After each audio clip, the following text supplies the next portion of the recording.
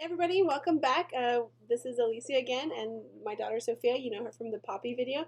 Today we're going to be doing another art project, creating a 3D hand drawing. So here's a sample I made before this video. I don't know if it's a little bit hard to see, but the materials are really simple. You're just going to need a piece of paper, a pencil, markers, and a ruler. Yeah, and the ruler is optional. That's like if you're very particular about your lines, which I was, but then when I started drawing with the marker or the color over, I kind of freestyled some of the areas. So it's art, so it just kind of, just flow with it. So first of all, I wanted to see if you guys knew the difference between two-dimensional and three-dimensional. Sophia, do you know what a two-dimensional object is? I'm not sure. So a two-dimensional object is something, for example, like if I draw a rectangle here on a piece of paper, it's 2D because it only has, length and height. It doesn't have the depth. And so if you're looking at a three-dimensional object like this Jenga cube, which is also a rectangle, you can actually measure, the length, the width, and the height. It has depth. It's something that we can hold in our hands. A good example of two-dimensional objects are, cartoons that we watch today, although a lot of them are switching to more computer-generated images, so they look a lot more 3D. And 3D objects we find in everyday life, like this mouse, these markers, they're three-dimensional objects. We technically are three-dimensional objects. So, like I said, today we're just going to create an optical illusion to make it kind of look like our hands are a three-dimensional object. And so, Sophia, do you know what an optical illusion is? Well, it's like something that is not what you quite see. Yeah, that's kind of a simple way to explain it. It's something that appears to be something that it's not. For example, last summer we went to a training, and went on the Riverwalk in San Antonio, and there's this building. It's called the Nix Hospital, and when you get to a certain point in the Riverwalk, excuse me, then it looks like it's flat, like it's two-dimensional. It's really tricky. You're like, what? And then once you start moving more down along the river, you realize that it is a three-dimensional object. So today, like I said, we're going to get started. So the first thing we're going to do is we're going to have our piece of paper, the one that doesn't have a rectangle on it, and then we're going to trace our hands, and then we'll go from there. So we'll see you back in a second. Okay, so it's always easier to help your friend trace their hand if you can't do it yourself. Sometimes it comes out a little wonky. So for this video, I'm going to go ahead and trace Sophia's hand. And let's see, lift your hand. And try to keep your wrist as straight as possible. That'll help with the optical illusion. So here we go. Now we can start drawing our lines. So here Sophia has started drawing her lines, and once she gets to the hand part, she does a curve and then continues with a straight line to the other edge of the paper. And so she's going to keep doing this all the way up to the top of the paper. It does get a little tricky on the thumb if you remember my sample, and I can show it again, but the thumb's a little tricky, but as long as you keep the curves going, it'll look good when you add the color. Okay, so we're back, and I helped Sophia trace her hand, as you saw in the video, and she kind of did the lines here.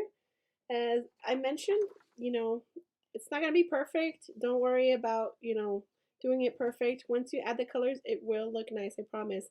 And the thumb is a little tricky, so if you need help from an adult, don't worry. I kind of helped Sophia, and even when I was doing mine, I was trying out different things and struggling, so don't think mine came out perfect either. You can tell that I started one method, and then I added that extra little line in the middle and to kind of make it more 3D, so it'll come out fine just once you add the colors. So now that we've traced the lines, Sophia is going to pick her colors, but I just did want to mention, the use of color. If you want to use, I went ahead and used orange and blue, first of all, because they're complementary colors. So if you know anything about the color wheels, there's three primary colors. So there's red, blue, and yellow, and then in between those colors are the secondary colors, which is orange, which is a mixture of what, Sophie? Red and yellow. Yes. So then an opposite side of orange is blue. So then those colors go pretty well together. And of course, these are the colors of UTEP, which I'm not a UTEP graduate, but since we all are El Paso kids, we're representing the UTEP minors. So, Sophie, what colors are you going to use for your hand? I think I'm going to be using some red, teal, and violet. All right, well, those are good colors. So now that she's picked her colors, she's going to take some time to color that in, and we'll come back and see how her progress is going. So now that Sophia has picked her colors, she's started tracing her lines. And this is something you can do however you want it. That's the great thing about art. You can do something and it can be a complete failure, kind of like science. But then for the next project, you know what you don't like or methods that worked or didn't work. And so then you can change the next project and keep learning. It's all about the learning experience. So we're going to give Sophia a little bit of time to finish doing her lines. Okay, so we're back and Sophia's done drawing her lines. You want to show them? Yeah, so I did a teal to violet to red pattern.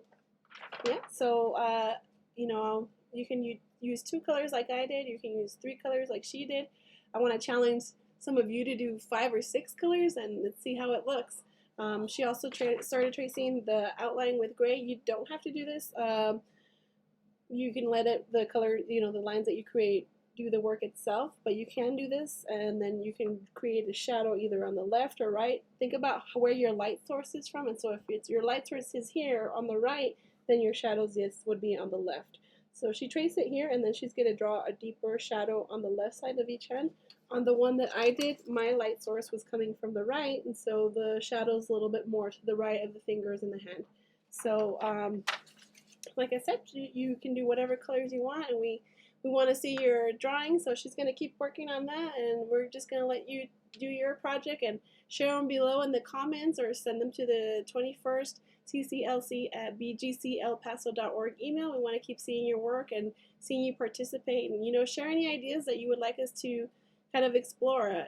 This is for all you guys, and we want you to feel happy with the programming that we're doing. So again, we're happy to join here virtually, and we hope you're staying home at safe, and we miss you, and I hope we hope that you have a good day, right? So we'll see you later. Bye. Bye, everyone. Okay, just to finish off, I know we said goodbye, but here is Sophia doing her drop shadow. The more lines you add to your drawing, the more three-dimensional it looks. So here's how this one looks. It pops out a little bit more off the page, but it's art, so whatever you want to do and whatever you feel comfortable doing, it's all about the learning experience and doing something new and different. So again, we're so happy you joined us, and we hope you have a great day.